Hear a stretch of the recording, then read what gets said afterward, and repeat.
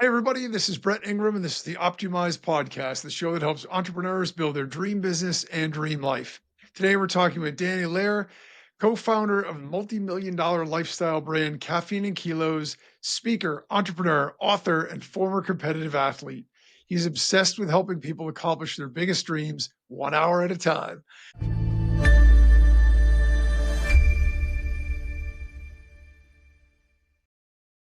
I'm super excited because I think that so many people out there have big dreams and goals, but most of us aren't really sure how to achieve them. So, with that, welcome, Danny. Thanks a lot for joining us. Yeah, absolutely. I appreciate you having me on, Brett. Yeah, I think what you do is fascinating. It's super cool. It's something that's I've always sort of wondered in the back of my mind. You see people work hard, you see people do things, and some people get results and some people don't. So we're going to dig into that for sure. But I wanted to actually start off with your personal background. Can you give us a sense of how you started your career? Yeah, I started off, I was a PE teacher. And I loved it actually, by the way. I always say, if you're going to work for someone else, teaching PE is probably the best job in the world. Right. And so I was doing that, coaching high school wrestling, teaching PE, having a great time. But I always knew that I wanted to do something in business. Growing up, my grandfather ran his own business, started his own thing. And then my father, that's what he did for work, worked for the family business and eventually took that over when my grandfather retired. And so to me, it wasn't a weird thing. I never even really thought anything of it, right? Like sometimes you just work for the business that you own. That's just what people do, you know? And then my grandfather always kind of had some other little things going on, you know? I remember he bought this house that had a big lot on the side of it. And so we bought it, filed the permits to split the lot, fixed up the house, built a house on the other one, sold them both, right? Like that type of thing. And he'd get me involved. I think it was like the summer between my 8th grade and freshman year of high school. It's like, hey, Danny, you got a summer job? I said, no, what's going on? He said, well, why don't you work? I was like, no, I'm 13. He's like, why don't you work for me? I need someone to keep up the pool and mow the lawn and stuff. And so you just so I'd ride my bike over there and take care of the pool chemicals. But I saw what he was doing, right? And he would tell me. He wouldn't get into it like exact numbers type thing, but he'd say, oh yeah, so I got this place, kind of need some work, so we'll work on this, we'll get it fixed up, I'm gonna split the lot, this whole thing. And it's like, oh, that's interesting, right? And he was doing stuff like that all the time. He had some rental properties around town, and same thing. It's like on a Saturday or over the summer, it's like, hey, he's gonna go pick up a day laborer from the labor ready place, or you want to come make $6 an hour? We're going to build a wall in this building. Yeah, sure. Let's go build a wall. And so he took me out there and we put in a wall in the middle of this corrugated siding, building that he bought and that he was renting out. And so I saw this stuff and I always thought it was interesting. So the whole entrepreneurship journey never seemed like this weird thing or this out of reach thing. I grew up seeing it in a way. Right. So anyway, fast forward, I'm teaching PE, having a great time. And I found someone who had just started a gym and he needed some help.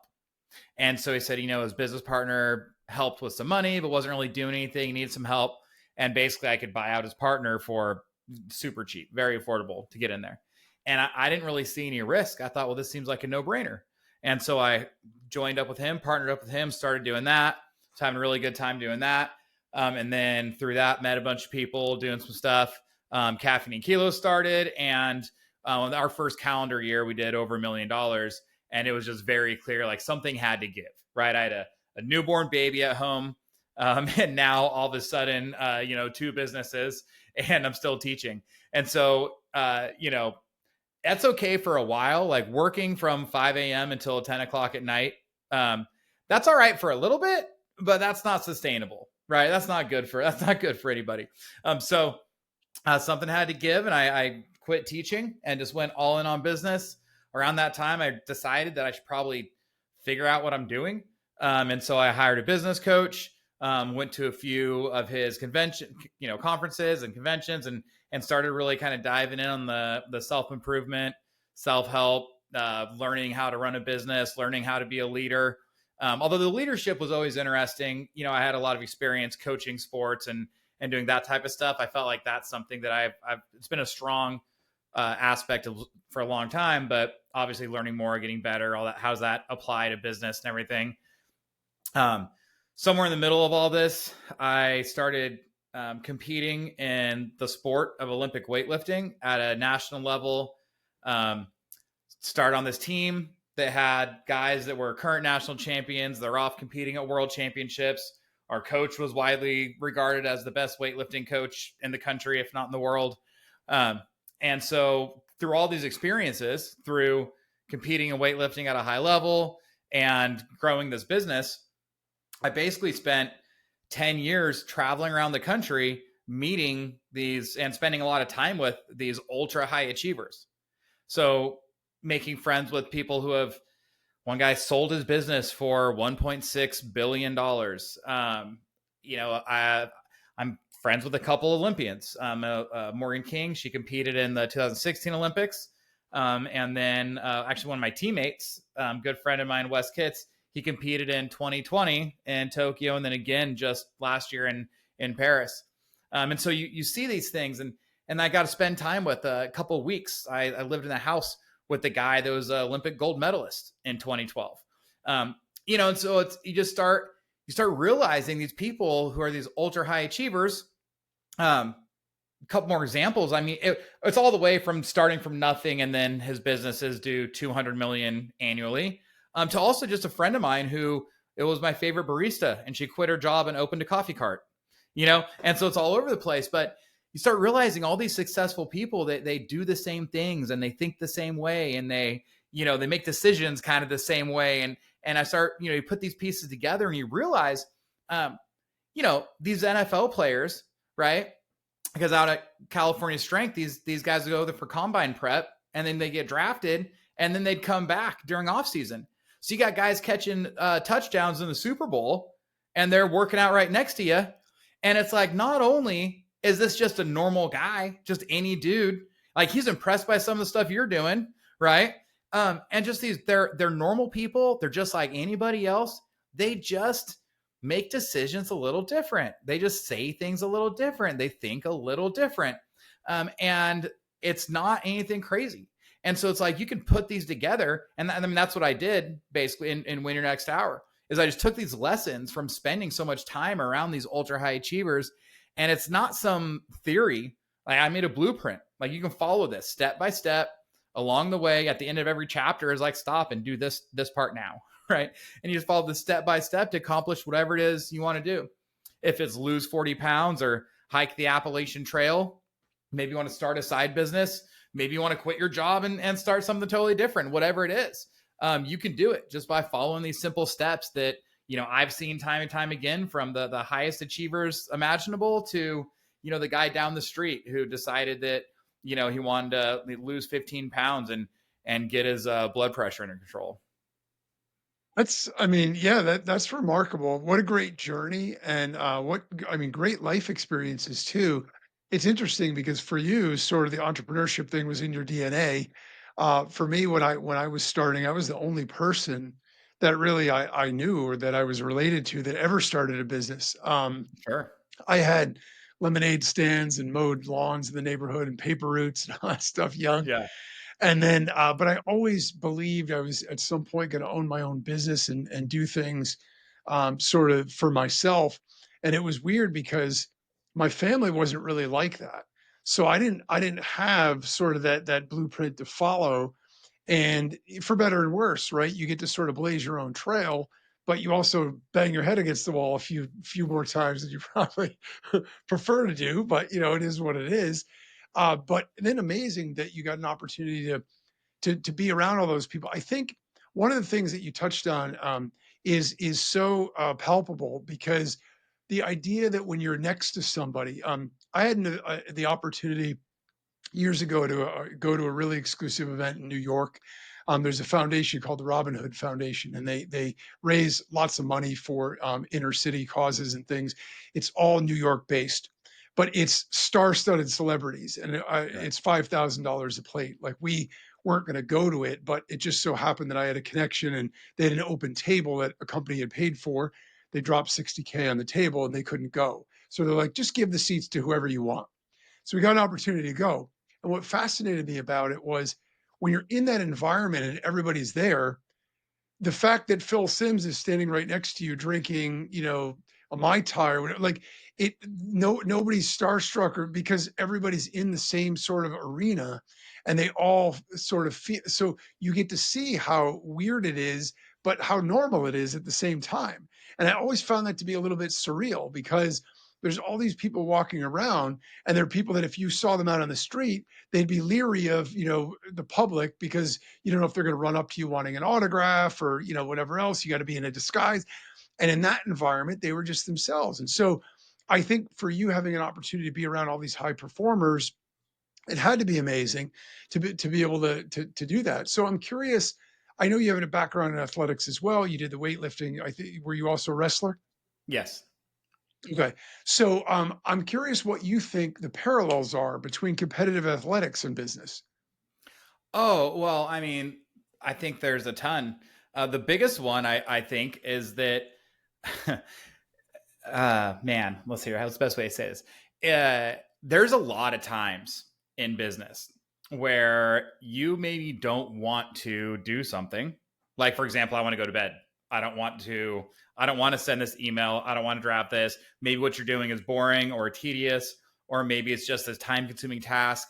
And sometimes you can like get in the flow and get in zone, whatever. And sometimes like, I just don't want to do this. Like, I'm tired, man. Like, I go to bed, right?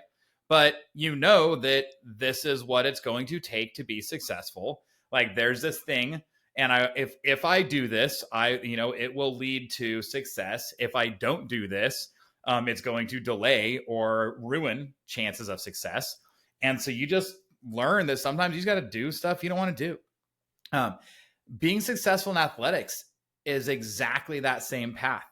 Wrestling, and well, in weightlifting, I have this curse where it's my hand-eye coordination's all right, but man, for whatever reason, I just do really well at the sports where you just have to hurt more than the other person's willing to.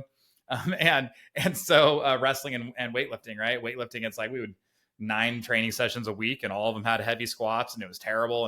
And the only time you felt like athletic and good was when you had a bar in your hands and you're warmed up. And the rest of life, it hurts to walk upstairs, But so there's lots of times where, and again, in wrestling specifically, it's like, okay, well, I need to do this thing. If I do this, it's going to help me win, but it's going to hurt to do it. But it's probably going to hurt the other guy more. And even if it doesn't, if I do this, I'm going to win. If I don't do it, I may not, right? And so you just learn that lesson. It's the same thing in weightlifting. It's like, again, back to whatever. It's like, I could skip this last set of squats because it hurts. And the last thing I want to do is get under, a quarter ton and do some more squats with this thing. But simple fact is like, this is the program. Coach says, do this, I'll get better. And I believe if I do this, ultimately that's going to lead to success down the road. And the other part of that same thing, but the piece of that equation is it's delayed gratification. And neither one of those things, you see the results of right away, usually. In sports, you're in practice and, maybe it's soccer practice and you're doing these sprints and it is terrible. But so you got to do it. You got to get in shape. You got a better chance to win if you're in better shape. But you don't get that payback right away. You don't get that satisfaction right away. You can't even be 100% certain that next sprint is going to be the thing that puts you over the edge or not. Maybe it doesn't matter.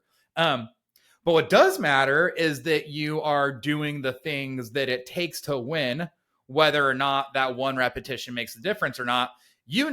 Whether you're doing what you're told to do or you're supposed to do. And I believe that if you truly believe that you did what it takes, then when it comes time, you are going to try harder because you put in the time, you put in the effort, you didn't cheat, you didn't skip things. I didn't do all of that to then come and lose now. Whereas if that you're cutting corners, you skipped a set here, you dogged it on a sprint a little bit there, and then it's game time, and you're tired, if you didn't really put in all the work, do you really believe that you have the chance to win? Are you really going to sell out the way you should? Maybe not, right? And in business, it's the same thing. Um, you need to, whatever, you need to fix something on the website and it's late, or you got to meet with somebody, or you got a customer that's complaining about something and your customer service isn't getting it done the way that you think it should. Um, you gotta handle those things. And sometimes it's at a time that's inconvenient. And whether or not that one phone call or that one, whatever, that one extra line or fixing up that paragraph on the website or whatever, is that going to be the thing that breaks you through to the next revenue level? Shit, man, I don't know. But if you don't do it, it's definitely not going to help. And I think that that's really the biggest comparison. It's not necessarily in the actual doing the thing, right? It's the preparation for the thing. And I mean, that's true in so much of life, right? Like, so, as the old adage, it's contrite, whatever, it's, enjoy the process. And if I'm being honest with you, there's not a whole lot of these processes that I necessarily inherently enjoyed. I maybe enjoy it because I know what it leads to, and I enjoy, those things. And there for sure are things that are part of the process that I do enjoy. There's no question about that either. But I don't enjoy every little aspect of it. Do I love getting up at 5 a.m. every single morning because I work for a couple hours before my kids get up at 7? No, but you know what I like is I like getting up and knocking out 90 minutes of the most important work of the day. I like moving the business forward, and I know that leads to that. I like the feeling. I like the satisfaction of knowing that I got something done. I like the satisfaction of signing a big contract. I like the satisfaction of make some sales, of growing the business, of helping people get in shape, helping people feel good, right? But the actual doing is such a small part of life, and it's the preparation that really is the difference maker, and that's really the thing that leads to that. And I think that's true in athletics as well as in business, right? Yeah, I fully agree. I think that it's very easy to see the NFL athlete or the NBA guy, flying above the rim and doing all these crazy things, and to think, wow, what a gifted athlete. Sure, they are, right? Not everybody could do that, no matter how hard you train, but they're also in the gym tirelessly, because if they weren't, there are other players who are, it'd be very difficult to be successful. And it's those habits that you do over and over again. It's funny that you mentioned sort of the who's willing to endure the most pain. I know that was Lance Armstrong's biggest thing. It's how he got into running, and it's how he got into cycling, because he said, I'm not that athletic in other things. I'm not going to outskill people. But if you give me something where all I have to do is endure pain, I'm really good at it. And so that's what he did. And Schwarzenegger, Yeah. obviously with his Mr. Olympias, that was always his old adage. He knew other guys were in the gym working out. So he's like, if I don't do this extra set and Franco does it, or, Lou Frigno does it, or whoever I'm going against, right, Yeah. then I got a chance to lose. And I'm not willing to risk that. So I will sacrifice everything to do this for that end goal. And, to your point, that doesn't guarantee you anything. It doesn't. No. And you have to be willing to make that sacrifice, and understand that you still may not get the result. Yeah. The only thing But it at the same guarantees time, you, it guarantees you pain and discomfort in the present. That's the only thing it yeah. guarantees you. And I will say, though, it also allows you to know that you did the best you could. Absolutely. It's okay to lose. It's okay to come in second. It's okay for things to not work out if you feel like you left it all out there. If the regret comes when you say, you know what, I knew those 2 days where it was raining and I didn't want to go outside and run, and I should have, and I lost my wind in the last 5 minutes of the game. I could have scored that goal, but I couldn't get to it because I was too tired.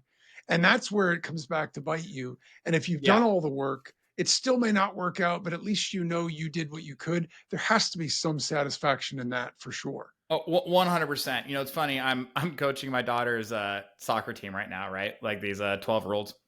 And it's I try and tell them, man, it's fun. They're probably sick of it. But anyway, I tell them stuff all the time. It's like, hey, like, honestly, the truth is, and I mean, I really believe this. The truth is, like, you have no control over the outcome of that game on Saturday, right?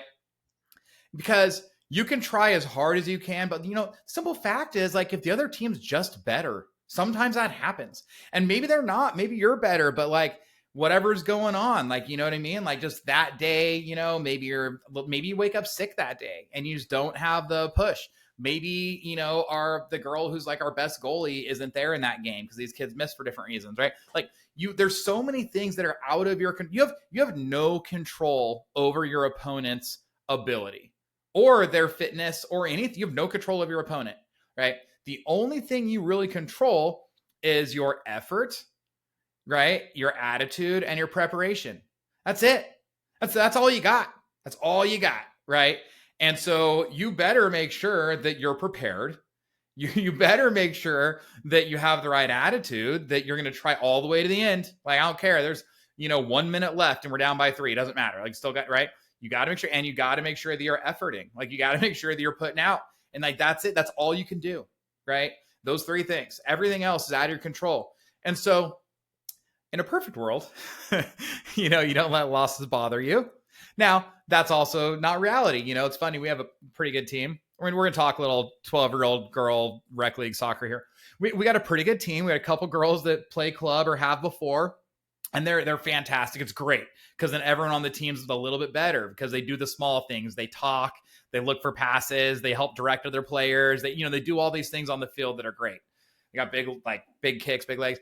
But the thing is, we lost this game to a team that we had scrimmaged a few times and usually beat them in the scrimmage, right? And we just didn't really play very well.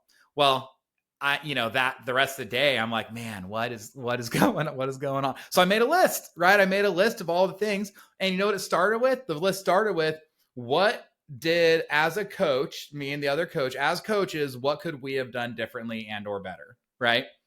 And like, that's what it starts with, right? Like, if you don't like the result, right? Even if you know you did the preparation, whatever, you don't like the result, okay, that's fine. But here's the deal. It didn't ruin my day. Like, in the back of my mind, I was kicking it around. I made a list, this whole thing, but it didn't, like, I wasn't in a bad mood. I wasn't angry at the world. You know what I mean? It's like, okay, this is what happened. This is the result. So what can I do going forward to try to get a different result? But it didn't keep me up at night. I mean, I hope it's not, again, 12-year-old soccer, but still, like, this, it did not sit well with me, but I made this list. I texted the other coach, said, hey, these some things now. All right, awesome. Monday at practice, spend the first 15 minutes me going over this list. Hey, look, we lost. We all know that. You guys enjoy that? No, me either. Okay, let's try to avoid it in the future. Let's talk about things where it went wrong. Number 1, I looked, what did me and coach, what did we do wrong? What can we do better next time? This is what we did. This is what we could have done better. This is what we're going to do better next time. Okay, now on to this, right? And then, that type of thing. Now as a team, here's some other stuff. But that kind of all goes back to the same point is, yeah, we lost, but like, we didn't necessarily lose because of what happened right there. We lost because, honestly, talk about preparation, leading up to the game in the 10 minutes before the game started, there's some things we could have done differently to have the team, to have the girls more ready to play. Right. And it's like, that's the whole point. It's like, but once it's over, once it's done, it just kind of is what it is. Right. Yeah. As much as sometimes I hate that expression. But because the things that make the biggest outcome are over with, there's the effort, attitude, and preparation. Those things are done. With those, got those under control. That's it. After that, the chips kind of fall where they will, Yeah, yeah, absolutely. And I do think it's hard sometimes when there's emotion tied to things, but I do think it's important to, even if you have to live in that for a little bit, then you got to be able to step back and you got to be able to figure out, all right, what's the next action? So bringing this down to practical terms and sort of into your wheelhouse, I've heard you talk about winning your next hour. So what does that actually mean, and where did the idea come from? Yeah. So originally it came from, back to soccer when I was playing, and I think I had maybe thought of this a little bit before, but I remember, going out for the high school team and show up, and day one we start off running further than I think I've ever ran. And I hated it, man. I was miserable. This sucks. And so, so I told myself, I was like, that's all right. You know what? I just quit after today. Just like finish today's practice, get through this, finish the run, finish practice today, and then you just quit. You don't have to come back tomorrow. It's all good. And then, so I did. And inevitably, the next day, I was out there in the field again. and running further than I wanted to, and telling myself that, this sucks, I'm going to quit. I said, okay, that's fine. You can quit. You can do that.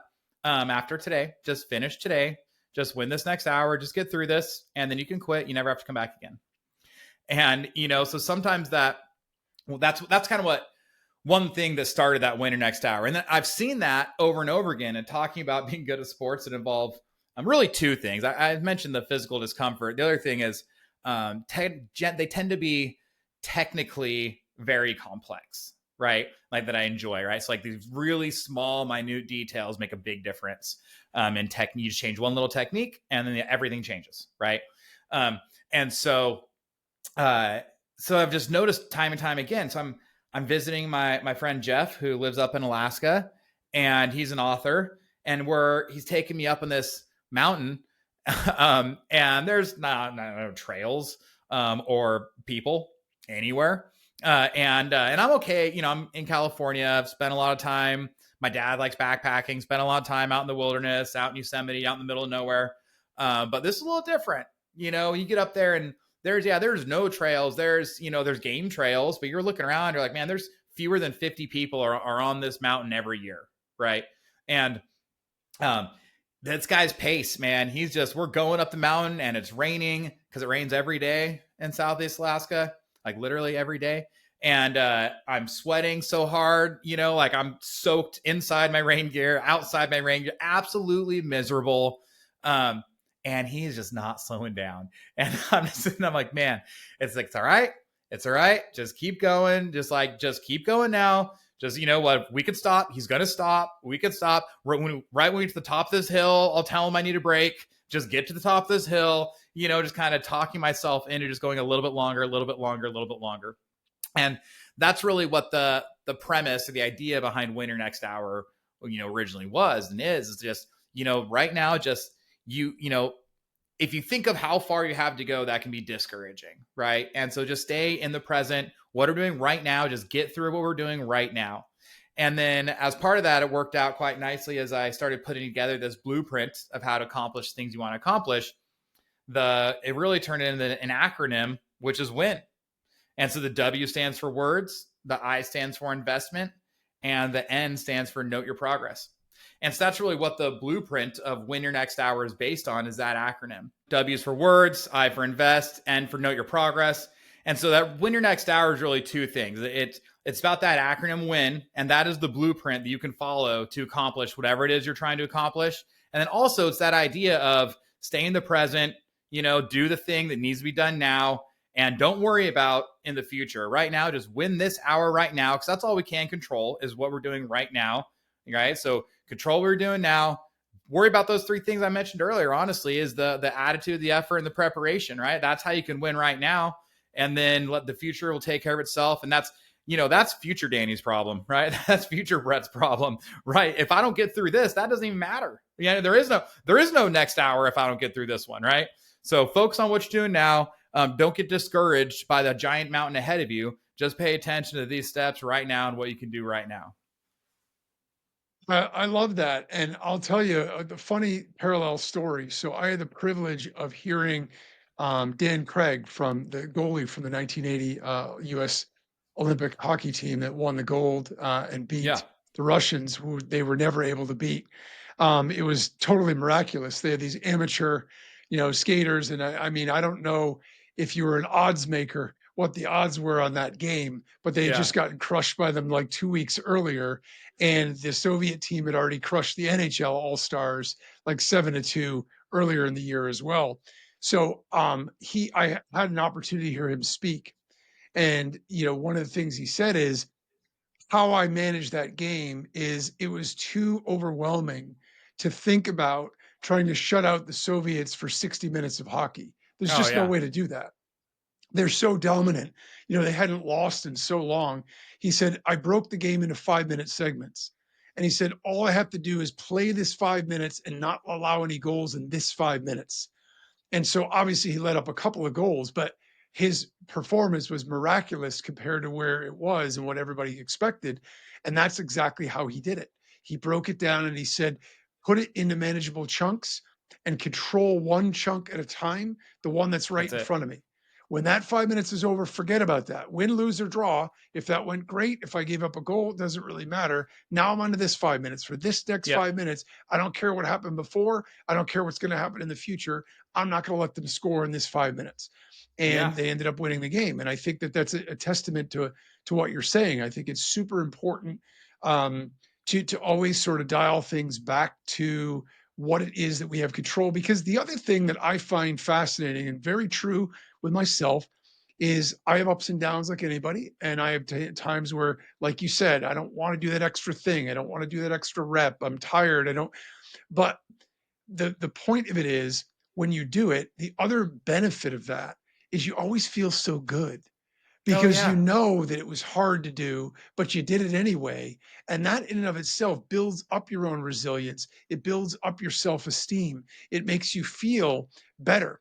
I did cross country for a couple of years when I was young. I was mostly a track guy. So when you were talking about technique, Yeah. you're talking my language because I was a javelin thrower and the whole thing's technique. Oh, I mean, see, it's I crazy. threw discus. I threw discus and did some pole vaulting. So we're right there, man. Yes, I mean, people associated with, oh, you got to be big and strong. Sure, that helps, but technique is super important. And, but it's just funny because when you're doing these kinds of things, when I did the cross country for the 2 years, we had this one killer loop where we had to run like I think it was a 10-mile loop, 5 out, 5 back. But when we got to the place where we were going, called Powder Hollow, the guy would make us do sprints. So everybody dreaded this day because they knew we had the one 10-miler day. And when's Powder Hollow? Don't worry about when Powder Hollow is. Just do today's practice. So I remember when we were running it, I had never run that far in my life. And I was really a little bit nervous about it. And same idea. I get there, my heart starts really beating. I'm like, I don't know if I can even make it. Like, we're only 2 miles into this. I don't Yeah. think I'm going to be able to make it. And I'm like, just another 100 yards, another telephone pole, another telephone. And Yeah. once I did it and got back, I had this totally new sense of self reliance because I wasn't a great runner, but I proved to myself that I could make it. And that goes a long way in terms of building up your own ability, your expectations, and your horizons, right? Because you don't expect much of yourself if you don't believe in yourself. The minute that you feel like, hey, I can do this, you start setting your sights higher. You're like, wait a minute, maybe I can get to that one too. Yeah, I mean it's funny. In Win Your Next Hour, actually, there's this story, and man, I can't remember the author's name, but anyway, it's something she talks about in her book. It's very similar. It's the exact same thing. Of she says, that winning begets winning, right? Because when you win, you prove something to yourself. Say, oh, I can do it, and it gives you confidence, right? And then you try a little bit harder next time, right? Because if you think there's no chance of winning, how hard are you really going to try? And it's funny, this actually loops around as well to the W in that acronym wins words. I remember thinking about it like, man, sometimes people are so nervous to tell people what they're up to because, oh, they're gonna laugh at me or whatever type thing, right? So I was thinking about that and I thought about, well, what's probably the most challenging thing to do, right? And so I was like, well, I guess winning an Olympic gold medal is probably pretty tough. So I called to my buddy Wes and I said, hey, when you're training for the Olympics, do you remember the first time you told somebody your goal was to win an Olympic medal, was to go to the Olympics?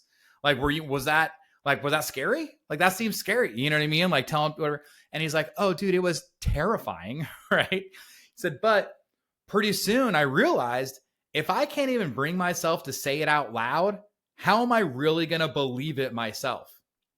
And then as he started telling people, he told his mom, told his high school football coach, right? Some people he knew were in his corner and some friends. And next thing you know, he's telling anyone who asked what he's up to. And he said the more he said it, the more he believed it. And the more he believed it, he found the harder he was working and training. And he didn't think he was sandbagging before, right? But it's a different mindset. When you really believe that you can accomplish this thing, you're going to work that much harder, you know? And so and said made all the difference in the world. And it's that same thing, right? If you believe it, if you get that self-belief, and that self-belief can come in different ways. Maybe it's by telling people what you're up to. And the more you say it out loud, the more you believe it. Maybe it's other people telling you can do it. They believe in you. And a lot of times it's proving to yourself that you do things that are challenging. And the more frequently you accomplish challenging things, the more you believe that you can do other challenging things. Your cross-country story, it's funny, just this summer, I rode my bike around Lake Tahoe. There's this, it's 73 miles and it's at elevation. It's at 6,500 feet. It's called America's Most Beautiful Bike Ride. And it's a fundraiser for the Leukemia Society. I'm not a cyclist. I just told you I lifted weights and wrestled. It's like a whole different energy system. You know what I mean? And it's so, through discus in high school. And so I started off and I went and bought an old road bike and I fixed it up over the course of some time and started riding that thing and joined this group that kind of led me along the way and helped me out with it. And they were doing it anyway to join their group rides and everything, the preparation for it. I don't think I've ever ridden a bike. I got a beach cruiser. You know what I mean? Like my bike is to with my wife, we'll ride down to the wine bar that's a mile away for dinner. You know what I mean? When we get a babysitter, like that's my cycling experience for the most part. Other than like whatever, some like mountain biking and Boy Scouts or something. So I start doing this, and then again, you go and it's first group ride, it's 10 miles. And I was like, oh, that wasn't so bad. And then the next week it's 16. And then I missed a few weeks and I'm looking and the next week's 40. I'm like, well, shit, I better start going. Otherwise, this is going to be a problem, And I show up and it was fine. It was hard, but like I'm in pretty good shape outside of that. And I did it. Like I rode my bike 40 miles, 4 times farther than I probably ever have before. And I was like, oh, well, the ride around Tahoe is 73. Of course, it's at elevation. There's quite a bit of climbing and stuff like that. But I just rode 40 miles that had some climbing and stuff. And it was fine. And then it's like, at that moment, I knew, I was like, oh, I can do this. Like, this wasn't just this idea and this thing like, oh yeah, we'll sign up for it. And whatever's going to be, it's like, oh no, it's going to be fine. I'm going to be fine. And I was putting in the time. Like we talked about, I got in my garage, I got a little trainer to set, took my bike up to, and I was going 30 to 45 minutes, 3 days a week in there. And then on the weekends, I'd go and do the group ride on the longer distances. And some days I did not want to go in my garage and sit on that bike for 40 minutes, 5 a.m. First thing I would do, I would like get up, just like put on the padded shorts and head to the garage. And it was the last thing I wanted to do. But I knew, I'm like, you know what? If I skip this day, then the next time I don't want to do it, it'll be easy to skip that day. Realistically, missing that one day would have made no difference. But as far as the end goal, however, it would have made a difference. I missed that one day. It's going to be a lot easier to miss the next one and miss the next, you know what I mean? And then all of a sudden I'm showing up on race day and I'm not prepared. And like, that's not going to happen. So it all kind of wraps around that same thing, right? It's like, you just got to how do you prove to yourself that you can do it? Well, you prove to yourself you can do it by telling people, saying out loud, you start to believe it, by doing smaller chunks, by doing hard things. When things are hard, you do them anyway. And then you start to build more and more belief in yourself, right? The more you win these smaller things, the more you believe you can win. Yeah. Yeah, I love that whole idea, and I find that even a simple example of that is my diet for the day. If I get up in the morning and I have a donut for Oh, dude. breakfast, I don't care what I eat for lunch or dinner.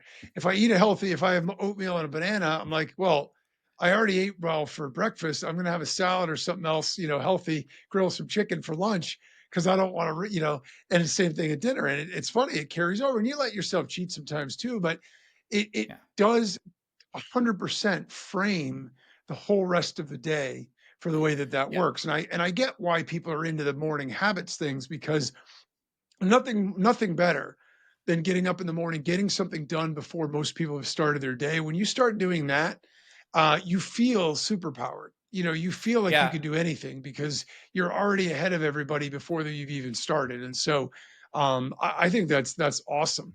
So if we It's flip funny this that the first, diet thing is interesting because we see it in the gym all the time, right? If someone starts the gym and we talk nutrition stuff, but like not really always, more or less detail based on what people want or what they need or whatever, right? And you see it all the times. You think that people would be like, oh, I worked out so I can have a little more wiggle room. Oh, I can have that piece of cake, or that second piece of cake at the birthday party because I worked out today. You don't really get that until people have been around for a while. Early on, what happens is they start working out and then like they see that, no, screw that. Like, I'm not going to negate that entire workout I did this morning just for like whatever. And it's that same thing. It's like they set the tone, right? They start working out. And then what happens, they start identifying as someone who's working out, who works out, identifying as someone who's living a healthy lifestyle, right? And then they just kind of stop eating as much junk. And it's like a subconscious thing, right? Like they know, like, oh no, I'm working out, so I'm not gonna throw it all away, even though it's not exactly how it works. It's kind of how it works. And so I preach that idea of breakfast. Like, just focus on breakfast. Don't worry about whatever, dude. Just eat a good breakfast. You'll be fine. And it absolutely rolls over. Yeah, yeah, no, I love that. So let's talk about in terms of the nuts and bolts of this. What about motivation? I know you think that motivation's overrated. What should people be focusing on instead? Well, rather than motivation, I think what people need to focus on is discipline and habits, right? And so one thing that was great is actually in the process of writing the book Win Your Next Hour, I actually spoke to James Clear, who's the author of Atomic Habits. And if anyone who hasn't read Atomic Habits, highly recommend it. Fantastic advice all over the place. And that's something that he's real big on. Is it's I remember something he said to me during our talk, because he said during our conversation, he's like, it's not always, people always think it's like, what's the best I can do? He's like, it's not what can you do on your best days, it's what can you maintain on your worst days. And I think that really sums the whole thing up, right? It's, you know, motivation is great, but it fades. It's like I said, some mornings I wake up, I'm not feeling very motivated, but it's the doing it anyway, right? And you get up and you do it anyway. And from the going to the gym example, there's lots of days where I've gone to the gym that I don't want to be there. I don't want to do it, right? But I've never left regretting have gone. Every time I leave, I'm glad I went, right? Which again, then the winning begets winning, and you remember that for the future. But that's really it. It's setting up like, where are the barriers? What are the barriers that are going to get in the way of me doing this thing? And then how do you take care of those ahead of time? So the more steps you do ahead of time, the better. If you're not used to getting up early, set your alarm on the other side of the room. You have to get out of bed to turn the alarm off. You're less likely to go back to sleep if you're already standing up and you're in the kitchen. You're on the other side of the room or whatever, right? Same thing. It's like, okay, if you want to get up and go for a run, get out your running shoes, get out your socks, get out, like lay them out right there. Now it's like, okay, you got to get out of bed to turn off your alarm. You look over, there's all your stuff, you know, and I mean, that none of those things guarantee success, but I'll tell you what, they move you a whole lot further down the path than if you have to do all that stuff on the spot. Right. And so it's, what habits can you create, that'll help you maintain that discipline rather than trying to get motivated all the time. Yeah, I like that. I like that because also it just changes your frame of reference. And so you're not worried about how you feel because you're worried about what you Oh, need to do, right? You make it focused on that. You're going to have days where you jump out of bed and you kill your list because you just yeah. feel great. But you're going to have those days where you don't, but you know that this is what you're going to do. So you do it anyway. And I do think, as we've said over and over, that then sort of reinforces everything and allows you to do it next time easier as well. So I Well, think that's super important. I mean, here's the deal, right? Like how you feel, your end goal, right, has nothing to do with how you feel. Like how you feel today it doesn't matter. It doesn't matter. Like you got this goal, this thing you're trying to accomplish. Like that thing you're trying to accomplish will not make itself easier, right? Because you don't feel like doing something today. The only way that's going to happen is if you do the thing. You got to take the steps, right? Go through you know what? Some days, today might be a 70% day. Maybe today you're working at 70% effort because you just can't give 100 for whatever reason. Fine. That's okay. That's a whole lot better than 0%, you know? Yep. And it's like you've got to do it. You've got to figure out a way to take this, if it's, move the needle forward every single day. Some days, it might be a big day, some day it might be a small day, but has to be some sort of progress every day, whether you feel like it or not, because again, that thing you're trying to accomplish does not care about how you feel, right? Yeah, I love that. That's a great way to look at it too, conceptually, because I think it allows you to be unemotional about it, which I think is important. So for listeners who want to take action, what's one thing they can do? Is there something an action step that they can take to sort of get moving in the right direction? Yeah, I mean, one thing is, well, a couple things. I'll give you one thing is once you know what you want to do, is to tell somebody. Tell somebody what you're going to do. Don't tell them what you want to do. Tell them what you're going to do. Right. We'll just give you three quick, write down the win framework. Right. So one is tell someone what you're going to do. And then two is invest. It doesn't have to be big investment. It could be small. Just sign up. Sign up for the thing that you want to do. I was talking to someone actually, if it's an event thing, talking to someone the other day, said, oh, I want to do a weightlifting meet this year. I was like, great. Is there one nearby? Yeah. Did you sign up for it yet? No. Well, why not? Like, you want to, you know what I mean? Well, I don't know if I'll be ready. Well, if you don't sign up, you're not going to be ready. Guarantee that. Right.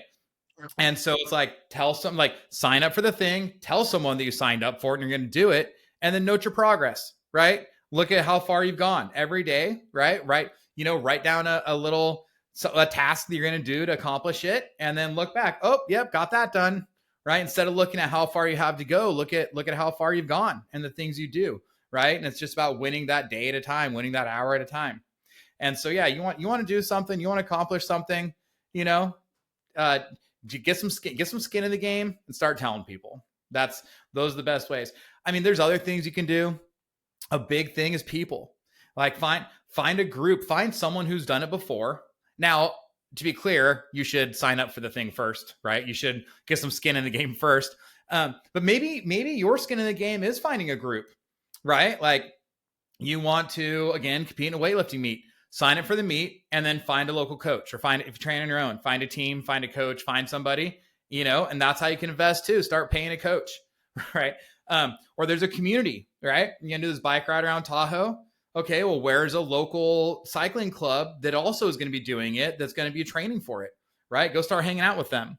Who has accomplished the thing that I want to accomplish, right? And then find out how to talk to them, spend some time around them, do that stuff, right? And so people are a huge part of success there as well. You asked a simple question, I gave you 7 answers. But like all those things will work. All those things will work, right? You just have to take action doing something. Yeah, and I think that's great. I mean, look, it's what is going to work in terms of actual implementation for one person versus somebody else. It's fine if there's multiple ways to do it. The key is to do something where you're moving forward because it's easy to build on momentum once you've created the momentum. The hardest thing is getting the momentum started in the first place. Once you start moving, easier to keep moving, harder, to get going in the first place. So it's great advice. So my friend Noah Kagan, Noah has a book out. Anyway, he actually started from zero and his businesses do about $100 million a year. And I was talking to him and I interviewed him for the book and everything. And one thing he said is pretty funny. He's like, Danny, win your next hour. That's great. But your title sucks. Change it to win this hour. Like, why wait until the next hour? He's like, if anybody's, you should tell people to stop reading, close the book right now and go take action. Like, go do something now, right? Like, why wait? Don't finish the book. Put down the book. Throw it away. Go take action. Like, and he's like, I don't know if it's too late to change the title. You should change it to win this hour, And I was now you got your title for your sequel is all set. Yeah, that's it. I don't disagree with you, man. Like it's, I'm with you, right? And it's funny in his book, actually, multiple times he says that too. He's like, stop reading right now, put this down, go do that thing. He's like, if you don't finish this book, I don't care. I'd rather you stop reading now and do the thing than, the whole when I finish this book, then I'll like, no, we're not doing that. Like, you need to take this step right now, And so I think that's, again, the thing is you just got to start, Yeah. Yeah, absolutely. All right. So where can people find you, find your products, services, connect with you? Sure. So Win Your Next Hour, the book, it's available wherever you buy books online. Amazon, Thrift Books, Barnes & Noble. It's an Audible, any of those. You can go to winyournexthour.com and it links to all those things. For me personally, Instagram is the social media that I'm on the most. That's just at Danny_Lehr, and Lehr is Lehr. So at Danny_Lehr, Lehr. Awesome. Thanks. Well, with that, it's just about time to wrap things up. I want to thank you again, Danny, so much for sharing all your insights and great tips with us. Visit his website, winyournexthour.com, to get his book, access free tools to break through procrastination, and learn how to start winning the hour you're in. Thanks for tuning in, everybody. And as always, remember, no matter what you want from your business and your life, Don't compromise, optimize.